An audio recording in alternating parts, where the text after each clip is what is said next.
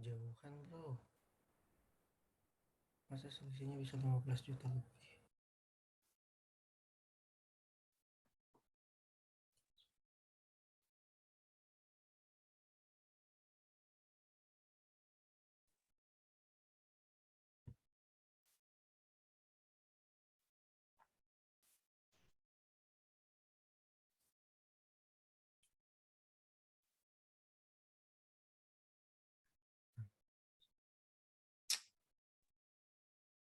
Ah, izin nanya ya. Silakan. Ah, untuk tadi kan disebutkannya untuk penggunaan atrium pada sistem proteksi kebakaran pasif. Nah, penggunaan atrium ini tuh apakah pada setiap bangunan harus ada si atrium ini atau gimana gitu? Atau enggak gunain atrium juga gak apa-apa? Baik, Krisna, Nanya jawabnya pertanyaannya ditampung dulu kali ya. boleh. Iya, tampung dulu. Yang lain, Saya Meliana Rizky dari kelompok 6 izin bertanya. silahkan Meliana. Kan untuk APAR sendiri pengeluarannya gitu busa, sedangkan sprinkle itu air, pemadam kebakaran juga air. Nah, lebih efektif mana untuk memadamkan api secara cepat?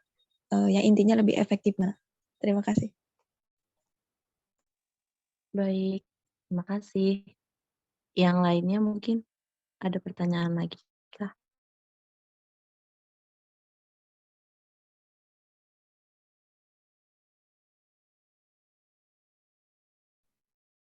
Silakan yang lainnya bertanya ya.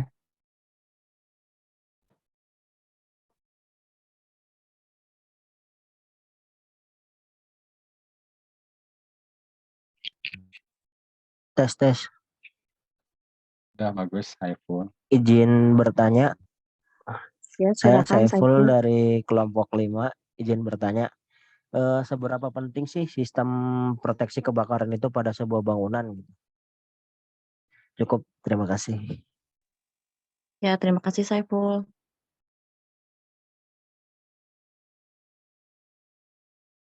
Ini ada pertanyaan dari Evi juga ya. Ditampung dulu ya Evi.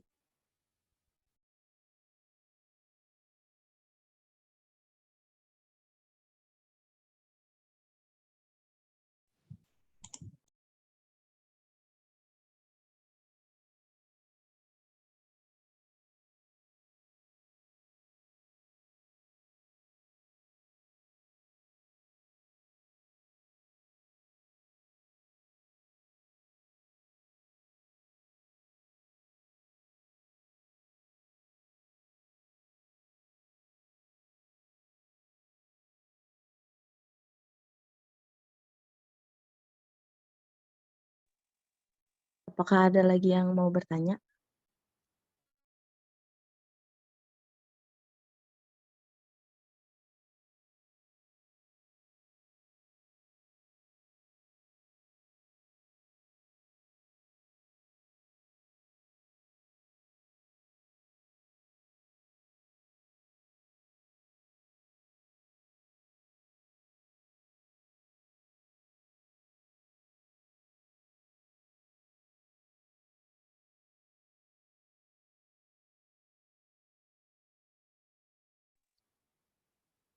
Sampai sekarang sudah ada 5 pertanyaan.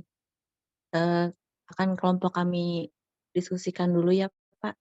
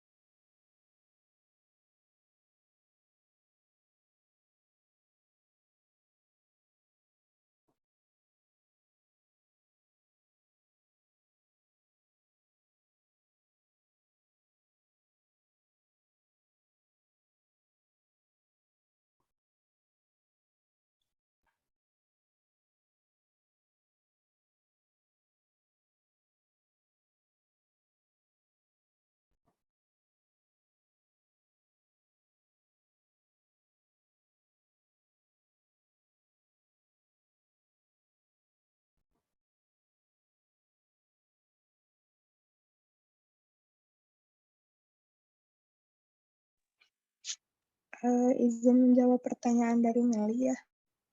Tadi kan pertanyaannya lebih efektif mana pemadaman menggunakan air atau busa ya. Untuk pemadaman yang lebih efektif itu pemadaman yang menggunakan busa. Karena kalau pemadaman yang menggunakan air itu biasanya digunakan buat memadamkan api yang berasal dari bahan yang non-logam. Sedangkan kalau misalnya pemadaman menggunakan busa, itu bisa digunakan untuk memadamkan api yang berasal dari bahan non-logam serta bahan yang dari logam. Nah, busanya ini tuh nantinya bisa menjadi penghalang antara api dan udara, khususnya oksigen, sehingga sirkulasi oksigennya itu terhambat, jadi suhu panasnya berkurang, terus apinya juga padam gitu.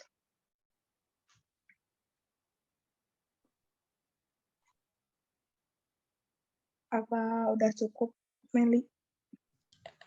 Baik, cukup Teh. Terima kasih banyak. Oke.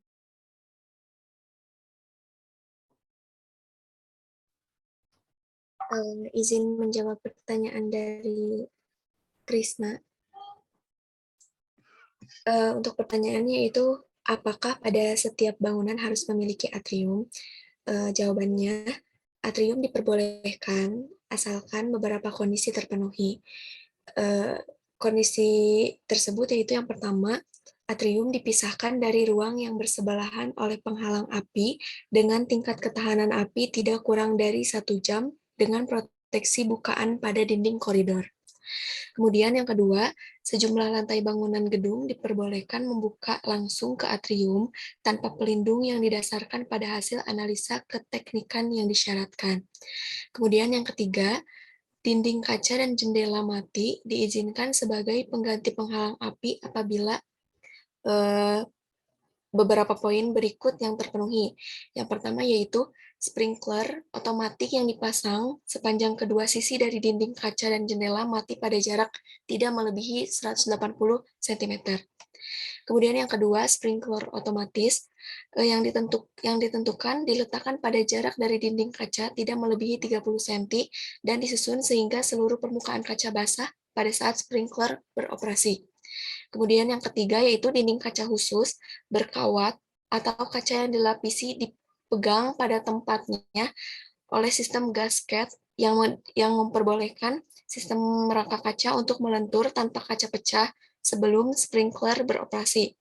Kemudian yang keempat yaitu sprinkler otomatis tidak disyaratkan pada sisi atrium dari dinding kaca dan jendela mati apabila tidak ada jalur jalan pada area lantai pada sisi atrium di atas level lantai utama.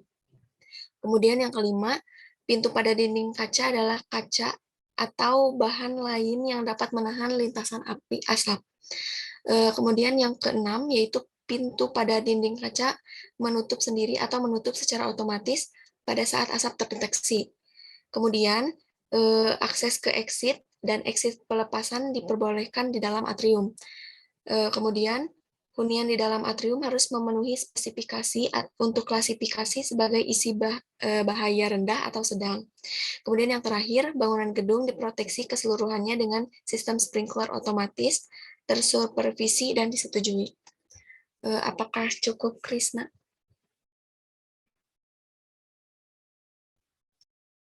Oh iya, cukup, Sel. Makasih.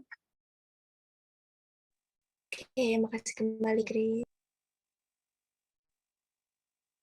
Izin bertanya untuk pertanyaan dari Evi terkait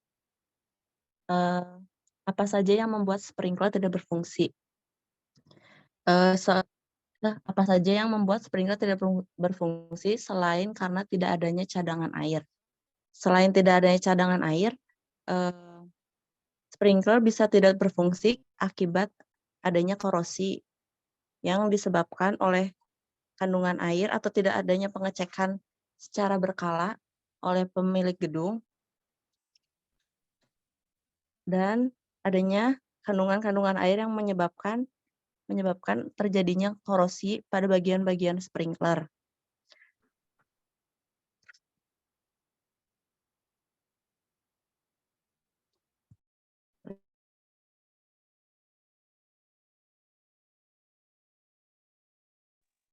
Tapi untuk mencegah tapi ada cara meminimalisir agar sprinkler tidak cepat mengalami korosi.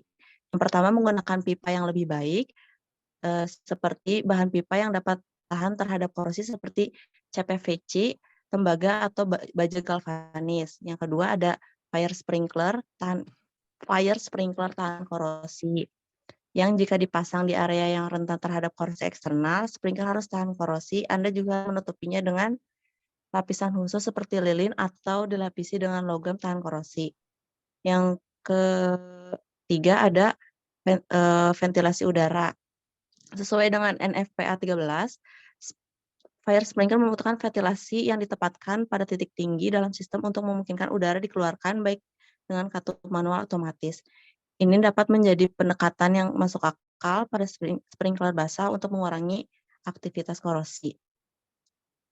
Kemudian penggunaan pipa kering. Sama seperti pada sistem pipa basah,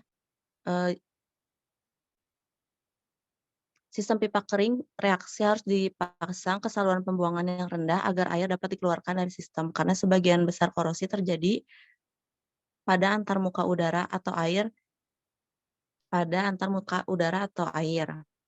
Yang kemudian ada penggunaan pipa kering nitrogen, di mana sistem reaksi nitrogen dapat digunakan untuk mengisi jaringan pipa fire sprinkler pengganti udara yang mengandung sedikit oksigen yang merupakan bahan penting dalam korosi. Sekian. Apakah cukup, Evi?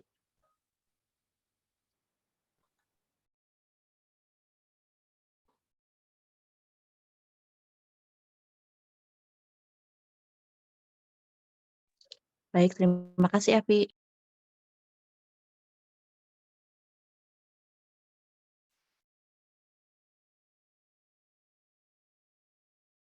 Kalau pengecekan sprinklernya itu kira-kira berapa durasinya berapa bulan sekali atau berapa minggu sekali? Bisa ditambahkan ya, karena ini penting.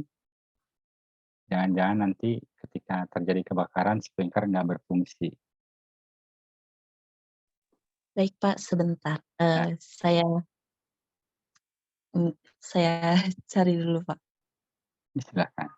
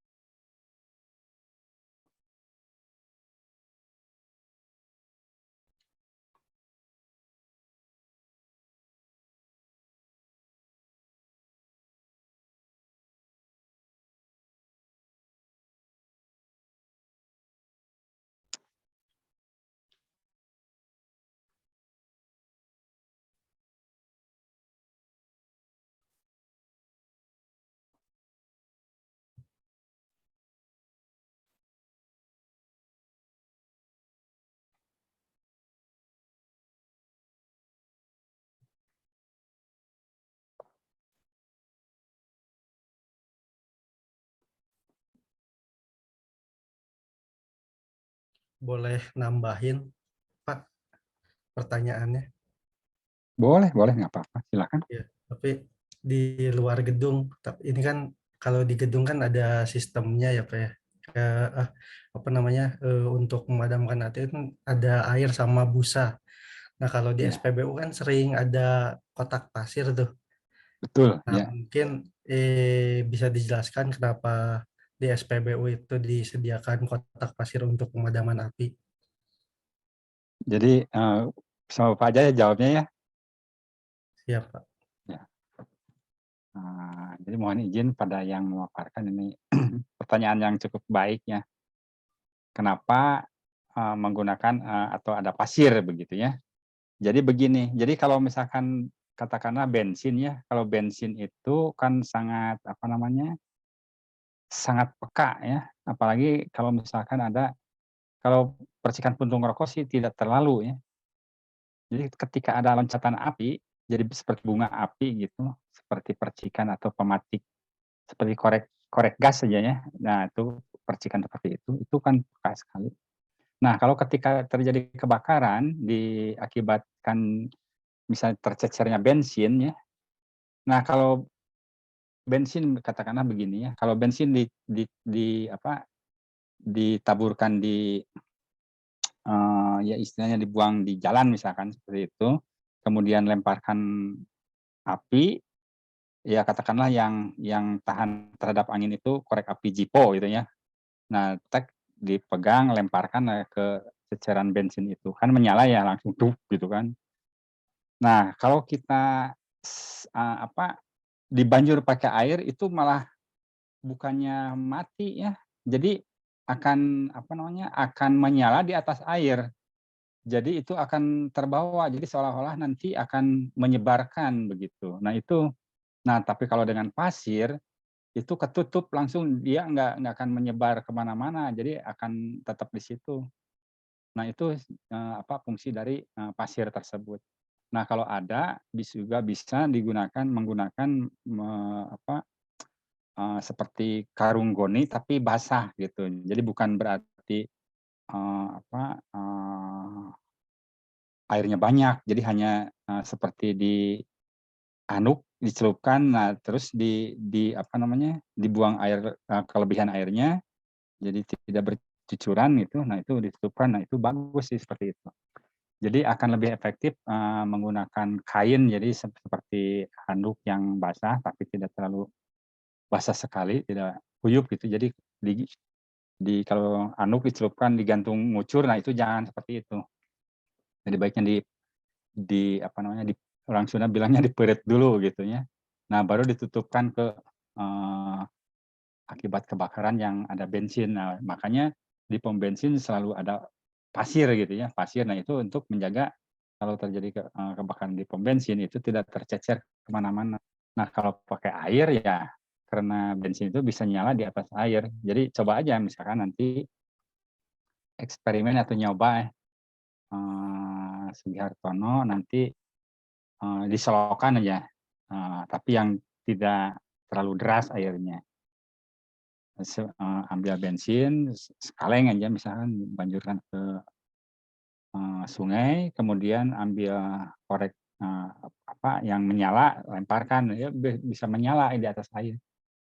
Nah itu alasannya mungkin bisa dipahami barangkali, atau barangkali ada yang yang memberi komentar mengenai hal ini, silahkan.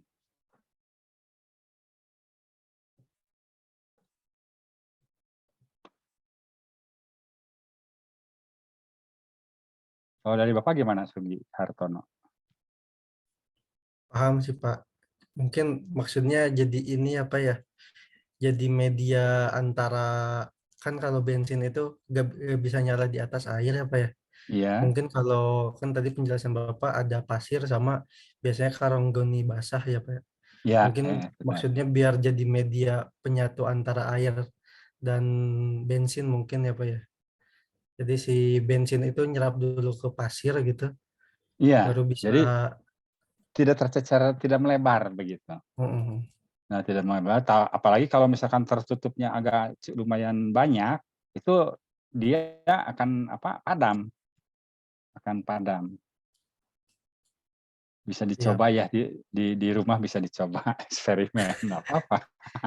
siap, Pak. Tapi jangan coba-coba pakai misalkan di rumah ya, di rumah kemudian apa bawa bensin misalnya tercecer di lantai gitu ya. Nah, terus dibanjur pakai air, dia lari kemana-mana itu apinya itu jadi mengikuti arah arah aliran air. Karena dia, bensinnya itu kan, BJ-nya lebih ringan. Nah, lebih ringan dia akan berada di atas air. Dia akan mengikuti aliran air gitu. Jadi seperti ya, memberi kesempatan untuk, membakar tempat lain itu akibat air tersebut. Nah, seperti itu jangan sampai terjadi. Siap, Pak. Makasih penjelasannya. Ada lagi kejadian itu ya, Pak Muhtar itu ya, waktu di Sukahaji.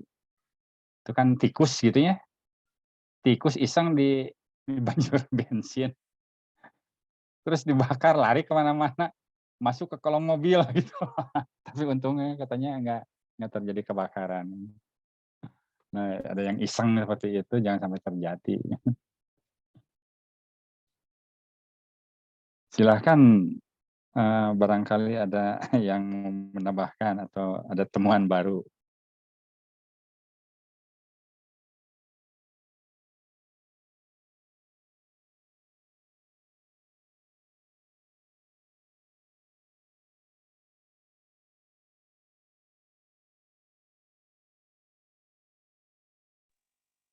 Izin Pak, mau menjawab pertanyaan untuk yang Saiful ya. Silakan. Pentingnya pentingnya pentingnya sistem proteksi kebakaran pada gedung. Apakah penting adanya sistem proteksi kebakaran pada gedung? Itu penting karena sekarang ini kan banyak terjadi kejadian kebakaran di gedung-gedung yang penting ya, seperti yang terakhir ada yang di gedung pemerintahan. Nah itu eh, terjadi karena mungkin adanya sistem proteksi kebakaran yang tidak berfungsi secara maksimal. Itu kan menyebabkan kerugian. Apalagi kalau misalnya gedung-gedung pemerintahan yang menyimpan berkas-berkas penting gitu kan. Selain itu juga keselamatan penghuni gedung juga jadi alasan pentingnya adanya proteksi sistem kebakaran di gedung. Itu sih, Epul. Oke, cukup. Terima kasih atas penjelasannya. Ya, betul Sama-sama, sekali. Epul. Waalaikumsalam. Ya, betul sekali itu ya. Sangat urgent karena ya yang namanya konstruksi bangunan gitu ya, itu mahal sekali. Jadi tetap kita harus waspada terhadap bahaya kebakaran ini. Ya memang baiknya seperti di rumah-rumah gitu ya, yang namanya APAR kan tidak terlalu mahal. Jadi ya baiknya beli saja gitu untuk keselamatan, untuk menjaga-jaga gitu. Barangkali eh, terjadi hal-hal yang tidak diinginkan. Apalagi kalau misalkan dalam keadaan panik, ketika kebakaran juga sebenarnya nggak perlu panik gitu. Jadi harus bisa mengendalikan ya. Kadang-kadang kalau terjadi kebakaran di rumah itu atau terjadi sesuatu, kadang-kadang dengan adanya panik itu ya akhirnya tanpa disadari mungkin bagaimana ya bisa mengakibatkan kecelakaan. Yang namanya api juga kan kalau kena tangan berbahaya juga. Jadi penting, sangat penting ya. Nah, yang penting lagi nanti ya kaitannya dengan mata kuliah ini yaitu mengenai manajemen operasional gedung. Jadi terutama untuk sistem proteksi kebakaran itu kaitannya dengan pemeliharaan peralatan hidran misalnya, terus tadi ada sprinkler, kemudian kita juga harus bisa membedakan mana yang mau diproteksi, misalkan kalau misalkan di perkantoran itu kan ada ruang komputer, itu juga harus disesuaikan dengan sistem proteksi kebakarannya. Kan kalau misalkan barang-barang elektronik kan kalau misalkan terjadi kebakaran kemudian disiram dengan air atau menggunakan sistem kebakarannya menggunakan air, itu kan bisa mengakibatkan menambah kerusakan. Jadi bisa menggunakan jenis yang lain ya, bisa menggunakan serbuk dan sebagainya, banyak ya macam-macam yang disesuaikan dengan fungsinya. Nah, di dalam tadi juga mengenai perawatan terhadap APAR ya, memang di dalam botol APAR tersebut sebenarnya sudah ada batas daluarsanya ya. Jadi itu yang perlu dicatat supaya jangan sampai nanti ketika terjadi kebakaran pas ngambil APAR tapi ternyata APARnya tekanannya sudah rendah gitu, jadi semburannya kurang. Itu yang penting. Mungkin itu tambahannya.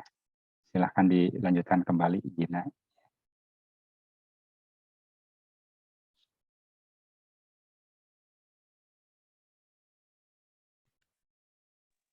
Izin menjawab, Pak, yang tadi Bapak pertanyakan terkait pemeliharaan sprinkler sistem ya, Pak. Iya, ya. Berdasarkan hasil yang saya cari sih, Pak, rata-rata sebulan sekali untuk pressure sistem pipa basah, satu bulan sekali, untuk pipa sambungan, untuk pipa dan sambungan pipanya 1 tahun sekali, untuk valve kontrolnya 1 tahun sekali, untuk alarm sprinklernya 4 bulan sekali, dan tes alarm setiap 6 bulan sekali. Dan untuk aliran utamanya dites setiap 1 tahun sekali, Ya. Pak. Ya, kurang lebihnya memang seperti itu. Jadi istilahnya jangan sampai nanti kalau kita mengelola suatu bangunan gedung, misalnya apartemen atau hotel gitu ya, katakanlah kita sebagai manajernya, yaitu harus ketat ya, harus ketat, jangan sampai akibat hal-hal yang kecil itu menjadi kerugian yang cukup besar. Nah, itu yang perlu diperhatikan. Seperti tadi untuk perawatan sprinkler, nah bisa secara visual juga bisa kelihatan, dan biasanya pada body sprinklernya di bagian luar itu kalau misalnya pada ulirnya ada muncul karat, nah itu ya perlu dicek gitu, dicek. Dan itu sebenarnya kalau sprinkler kan bekerja secara otomatis ya. Tentu ada bak atau cadangan air untuk pemadam kebakaran. Nah, cadangan air untuk satu bangunan gedung ya. Ada juga sambungan untuk instalasi pipanya juga disediakan. Jadi ketika ada kebakaran, nah cadangan, kalau misalkan kita mendatangkan mobil pemadam kebakaran itu bisa disambungkan kepada bangunan tersebut yang sudah disiapkan ya. Biasanya di bagian luar bangunan gedung. Jadi selain hidran itu ada juga itu untuk sambungan sambungan yang dari mobil kendaraan. Itu tambahannya. Jadi memang benar ya tadi bicarakan mengenai sistem perawatannya ya. Jadi mulai dari sambungan-sambungan pipanya, jangan sampai nanti itu kan terus bertekanan. Jadi sistem kerjanya akan dipicu oleh suhu yang di seputaran atau di sekitar yang ada sprinkler tadi, di sekitar 50 sampai sekian derajatnya. Dan di situ ada tabung yang di dalamnya berisikan air raksa. Jadi kenapa air raksa? Karena air raksa sangat peka terhadap temperaturnya. Jadi perubahan akibat temperatur itu sangat peka. Jadi naik turunnya temperatur akan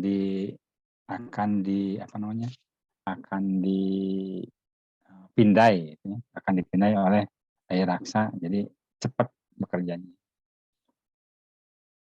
Kemudian kaitannya juga dengan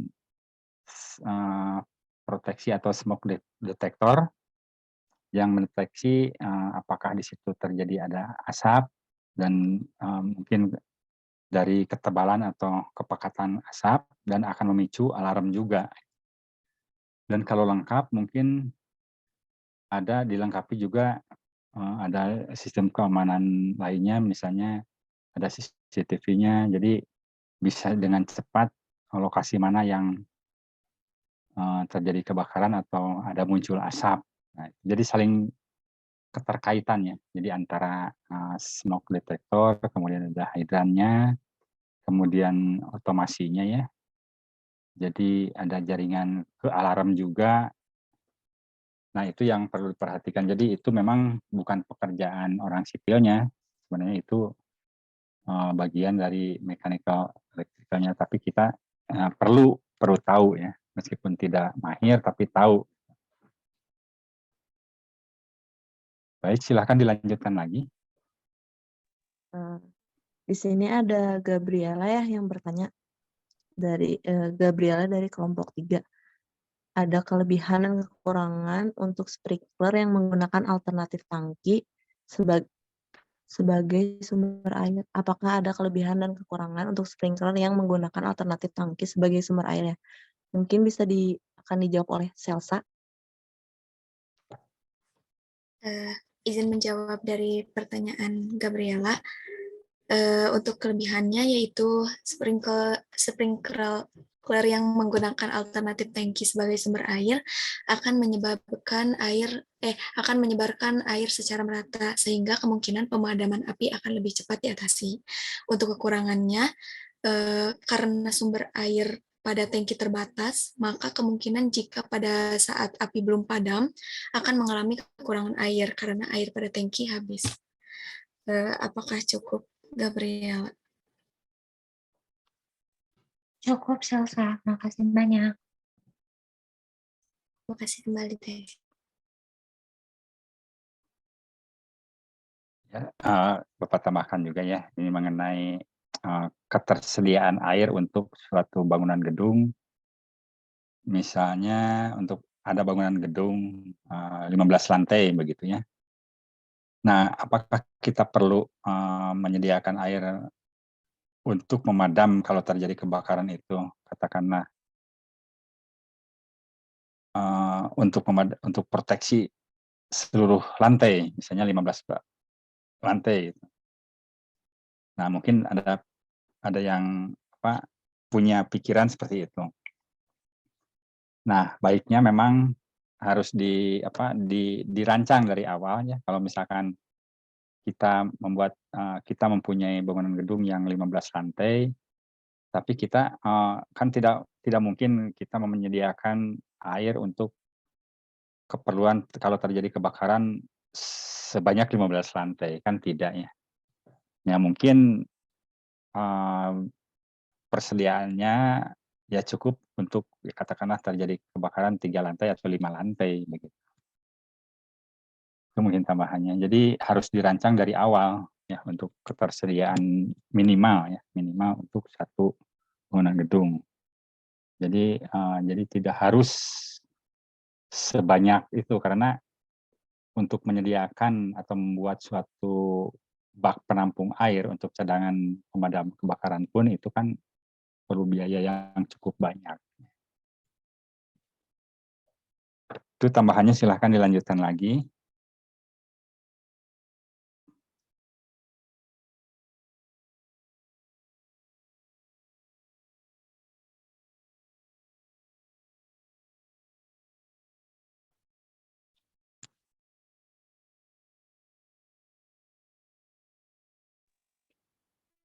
Untuk pertanyaan-pertanyaan sudah terjawab semua kan ya teman-teman?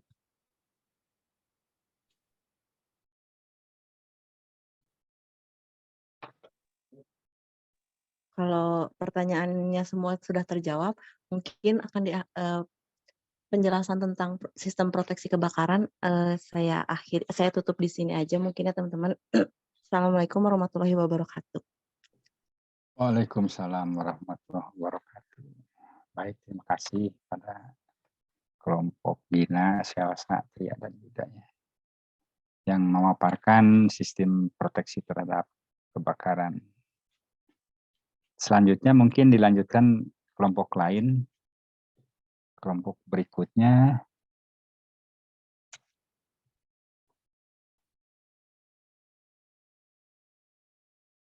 Dipersilahkan ya.